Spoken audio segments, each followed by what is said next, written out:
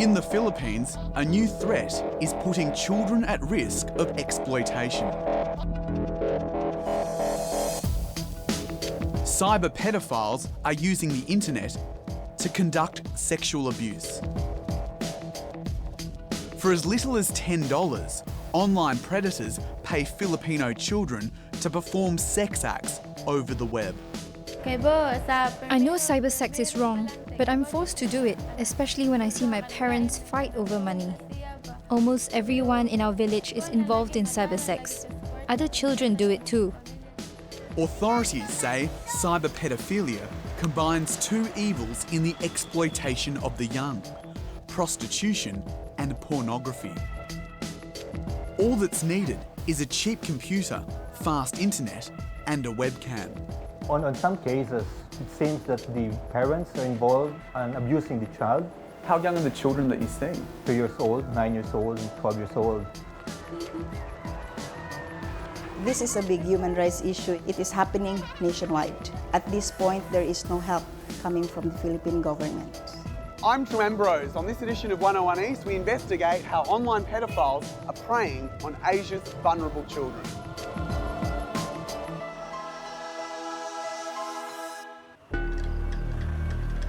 It's 2 a.m. in a middle-class suburb outside Manila. The National Bureau of Investigation is raiding 2 homes owned by one family.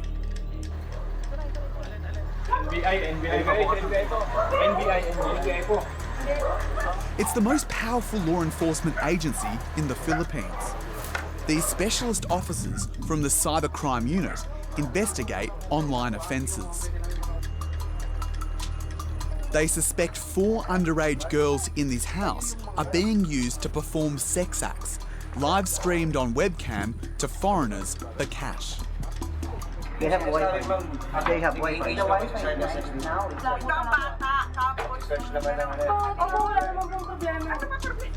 But there are photographs of young girls and schoolwork in the house. The officers demand to see the suspects' mobile phones, but the women say they've sold them. Now, the occupants of this house say they've done nothing wrong, but the police think otherwise. They're suspicious because there's wires that are extending all the way along the wall, internet cables, and then these blankets have been covering the door, the windows, it's been completely blocked out. This small house has 2 separate internet connections, plus a Wi-Fi router. The agents believe it's a cyber den, where criminals live stream or record sex acts for money. All forms of pornography are illegal in this conservative Catholic nation. This second house has also been raided tonight. The police say they found some pretty solid evidence in there, pointing to some sinister activity, so we're going to go in there and have a look at what they've discovered. Inside, a transgender woman and her boyfriend are under arrest. The press pack here is free to handle evidence and interview the accused before their formal interrogation. Authorities have found phones with pictures of naked women, plus SMS conversations where the suspect is trying to sell the photos. Hindi po yung mga pictures po na yung kasi means ano lang po lahat lang po yung hinihingi nila, yung binibigay po, pero wala pong price. But amongst the evidence is money transfer receipts from Germany, Japan, and the US. Persistent questions from the media draws an admission. The accused woman says she brings young women to the house, takes photos of them, then sells each shot for $25. Wala pong pictures, wala din pong. You were the informant in this case. Yes. But a neighbour, who does not want to show her face, says children are being used. She informed authorities when the accused woman tried to recruit her friend's underage daughter for cybersex. The informant says she became concerned when she saw local children playing outside and entering the house at dark. How old were these children? 14, 16, then 12 years old. How? And that's what made you worried? Yeah, I'm concerning about that. What do you think they're doing in the house? Yeah, they make cyber sex there in a computer, in a laptop, with a foreigner. Computers are confiscated by the cybercrime unit. The officer in charge, Ronald Aguto, says the raid uncovered evidence. In this place, where we're able to get their mobile phones with all the conversation where they want to convince the person on the other side to send them money. In return, they'll do a live show. But he's worried they can't find the girls. We're able to get the photograph of those girls, so we'll try to match it if ever we'll get some child porn on those digital evidence that we see in the area and try to compare it with those that resides in that area. But you don't know where the girls are? Right now, not yet. It's too early to say. Later, the agency confirms child pornography has been found on the computers and charges have been laid. The investigation continues. Ronald Aguto tells me 1 in every 2 raids on dens uncovers child participants. It's become so common they have given it a name, cyberpedophilia, or webcam child sex tourism. We receive a lot of leads from our counterparts from the US, from Australia, and other European countries. We see it as a rising problem here in the Philippines. In 2013, a global police investigation caught a cyberpedophile ring who paid Filipino villagers $9,000 to live stream sex abuse of their children. Codenamed Operation Endeavour, 29 men were arrested in 12 countries, including the British ringleader, registered sex offender Timothy Ford. This year in June, 5 men, including 2 police officers, were arrested in Greece for watching a cyber sex show from the Philippines. And in Australia last month, a Melbourne man was sentenced to 11 years jail for paying Filipino girls to perform sex acts on webcam. Do you think that the changing nature of the 21st century has made pedophilia more complicated to catch, more complicated to deal with? I would say so. It's a borderless kind of crime. They stay on their home country and maintain somebody in our country who kinds of control the person who's doing these nude shows. Ronald Aguto says his country emerged as a cybersex hotspot in 2011. The availability of technology and the widespread use of English made the Philippines a target. Many dens are run by dangerous crime syndicates because they're more lucrative than brothels. They're often sophisticated operations. Some have been uncovered in call centres and schools. In the recent months, we have found out that there is a group who will do the molestation and another group who will do the marketing of this kind of thing. It makes it more complicated because even if we catch the marketing, we still had to go after another cell who's doing the manufacturing. To find dens and online predators, cybercrime agents trace their IP addresses by posing as young girls or foreign men online. Cyberpedophiles are often careless in giving away their personal details on popular meeting points like porn, dating, and social media sites. But it's an uphill battle. An estimated tens of thousands of young Filipinos have been abused online. As perpetrators become more sophisticated, so do those who want to trap them. Dutch NGO Terre des Hommes has a chilling insight into the problem. It created a 10-year-old Filipino avatar called Sweetie to attract chatroom predators for a 10-week research project. My name is Sweetie. I'm 10 years old. I'm not real. Sweetie and the Netherlands team received sexual advances from more than 20,000 cyberpedophiles in 71 countries. Almost all these requests would have some sexual nature within the first 30 seconds. Well, what surprised me was how normal this seemed to these guys. So obviously, they were doing this more often. They would not be surprised of a young girl online, and they were not surprised that this girl might do some kind of sex show for them. Hushe Havana is a psychologist with the organisation. She was shocked to find a predator was trying to contact the virtual girl Sweetie every 5 minutes. In the end, they were able to identify 1,000 predators. These were guys in their 20s until guys in their 70s with normal families, with normal jobs. All this information and all our chat logs and all the screenshots we made of the conversations they had, we all sent this information to Interpol. Tere Dezom also funds refuges that provide help to Filipino child victims of cyberpedophiles. 15-year-old Sylvia is now in the organisation's care. She began stripping for foreigners on webcams 2 years ago. When my school friend urged me to do those things, it didn't feel right. But I kept doing cybersex because my friend kept saying the money is good. She forced me in a way, but in other ways it was my decision. I thought it was harmless, but when we started showing ourselves naked to men, I got scared. Most of her clients were from the US, UK or Australia. Sylvia would earn up to $15 for each show after she paid the owner of the computer. Some clients are friendly and gave me money, but others were maniacs who asked a lot. I felt offended that after showing my whole naked body, they often turn off the camera and don't pay. Like many girls, Sylvia went to school during the day and did shows on webcam at night. I only posed naked. I didn't fondle myself on camera like other girls.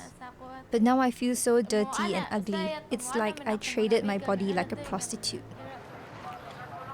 Cyberpedophiles send payments through money transfer agencies like Western Union, so children need an adult to collect the cash.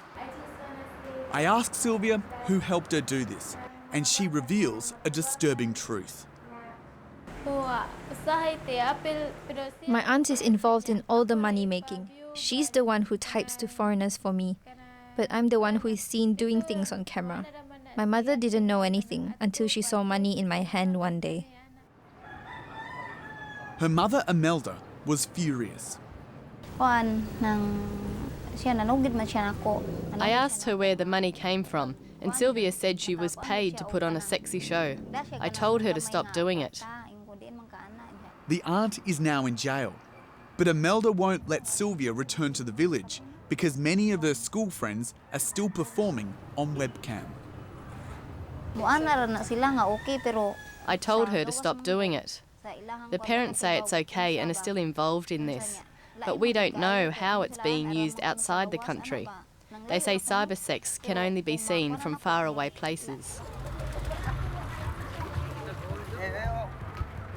Sylvia lives on Cebu, an island in the central Philippines where many parents have forced their children into the world of webcam sex. 40% of people here live in poverty, but there is no shortage of internet cafes, money transfer centres and large antennas. They will say that they won't have anything to feed their family if their children aren't bearing naked in front of the webcam. Is that a fair excuse given the poverty? Of course not, of course not. That is a bastardized concept of helping a poor child. Lawyer Nomi Abarentos is handling 25 cases of cyberpedophilia in Cebu through her agency called the Children's Legal Bureau. You can say 75 to 80% of these cases involve their own parents. So it is that kind of problem that we're confronted with.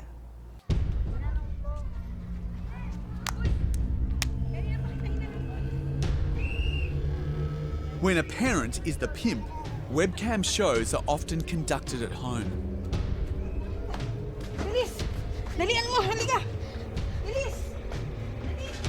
Children are raised to see sex shows as a normal way for the family to earn cash.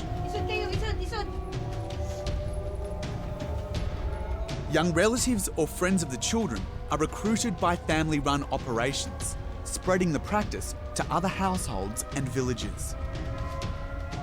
All the children are paraded before the webcam.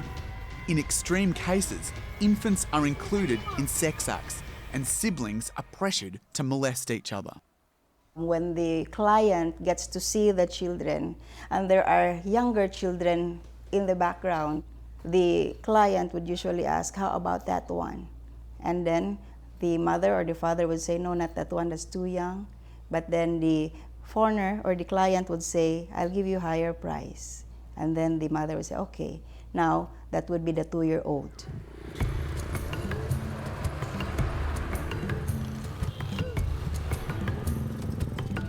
Police have told us a number of squatter villages in Cebu's east turn a blind eye to family-run cyber dens. People here struggle to earn an income because these areas are far from the island's tourist resorts and ports.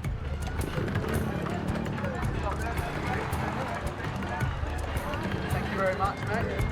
I'm heading to one secluded village called Ibabao, where last year 3 adults were arrested and 15 children were taken in by welfare agencies. Hello, sir. I'm Singinoy, sir. How long have you lived in this village for? One elder, Feliciano Denoy, shows me a house where parents force their children to perform sex acts on webcam for $100. All were under 11. The couple did it to feed their meth addiction. So this is the house? Yeah? Yes. Usa ni sa balay nga, usa sa biktima about cyber 6. There are 2 times siya nga gi-raid. 2 times raided, yeah? Yes. How many children were in there? 5 children. Mm-hmm. And everyone knew that this was happening in the village, or was it a secret? Yes, Kibalo. The whole neighborhood. Mm-hmm. Police came here 3 times to investigate, but Feliciano tells me the village elders ignored what was happening, as it's a Filipino tradition to not meddle in a neighbour's affairs. Why didn't community leaders like yourself do anything if they knew that children were being abused in this village? We kept advising and telling them not to use children, but they kept involving the children, so we can't do anything as a local elder. There was a time when we could go inside the homes as elders, but back then they would just shoo us away. They said we are doing it because we are in dire need. I said I don't care if we do this as adults, just don't use children. Webcam sex had become a way of life in Ibabao. At the time, more than 20 adult women were performing cybersex acts in internet cafes and local homes. 2 participants, Maria and Miles, say a woman from outside the village introduced cybersex as a get-rich-quick scheme. Before we had debt, we owed the stores money for food, but things came easy when we started doing cybersex. We earned enough to buy meat, to go to the malls and the beach. Both women claim they didn't know children were being molested, but said their foreign customers made strange requests. We were shocked when foreigners started asking us to have sex with animals and bring young girls, because I believe that some others really did. Maria says she only realised her own 13-year-old daughter was involved when police raided Ibabao and took her away, along with other children. A photo of her daughter was found on a USB stick owned by one of the jailed villagers. Yes, I believe my child was used by that person, but I haven't received any money. Why would it be on a USB if this person didn't use my child? I only found out about this lately, after the arrests happened. Today, Miles and Maria earn a living by making ropes, one of the few ways to earn cash in Ibabao. But traditional trades bring in meagre wages. For a 30-minute cybersex session, you can easily earn $20 US. When we make ropes, it will take more than a week to get that money. You have to make 200 ropes. Even if what we did was a sin, this is better than stealing or dancing in a seedy bar, because it's just a video, and it's much better than a foreigner having sex with us.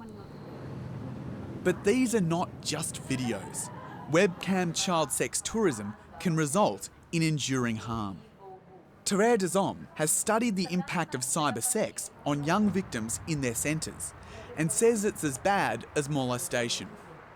When there is this enormous amount of space, an internet connection between the predator and the child, it will be easier for them to ask for more severe things or more graphic things. What we really found in these children was that they had low self-esteem, they were acting out a lot, self-destructive behavior, like doing drugs or drinking, running away from home. So these were things we were really concerned about. To combat cyberpedophilia, East Cebu's local government is trying to register internet connections and place restrictions on money transfer agencies.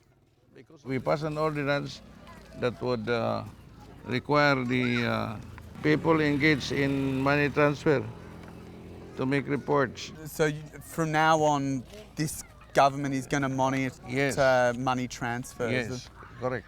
The names of the senders, the claimants, and we are even requiring them to photograph the claimants. Do you think that will help deal with the problem? That would surely help.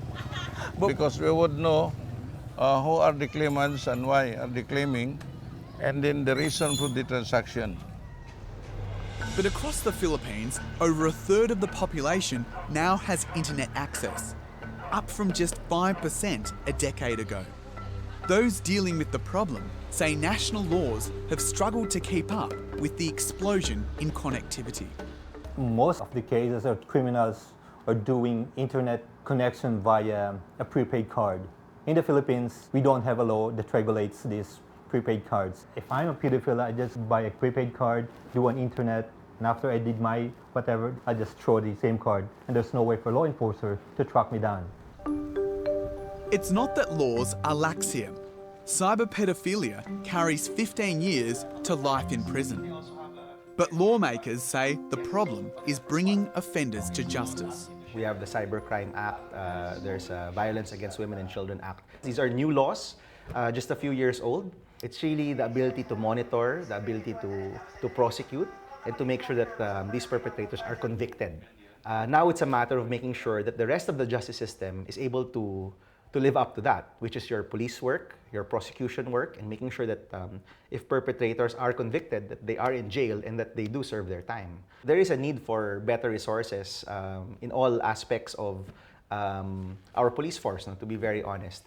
But this is one of those areas, I think, where Congress and the Senate, having the power of the purse, needs to fund our cybercrime divisions to make sure that these types of crimes don't happen. Robert Aguto's cybercrime unit is stretched. As well as tackling cyberpedophilia, his officers deal with fraud and other online crimes. Is there enough resources to deal with the gamut of problems that exist? We make use of what we have. Of course, we've been requesting the management to give us more agents because as days pass, the management actually realizes that most of the cases are being dumped to our unit. And in fact, we get an average of about 5-10 cases a day. And with 14 agents, I call my agents super agents because they had to deal with all these complaints. So with your team of super agents, do you feel as though you're winning the war? Well, we're getting there. What our aim is to try to be one step ahead of them, and to do a preventive kind of thing rather than always going after them. They're up against an estimated 750,000 cyber predators online at any given time, contributing to the vast global demand for webcam child sex tourism. Victims like Sylvia say more needs to be done in schools so other girls don't end up like her. I'd like to tell children doing cyber sex to stop and study. by the time you finish school, you reach your goals and get the money you want in life. Because there is no amount of money that can compensate for showing your naked body on camera. No amount of cash makes it good. These days, Sylvia dreams of becoming a flight attendant. After the horror she's experienced, her idea of happiness is flying away.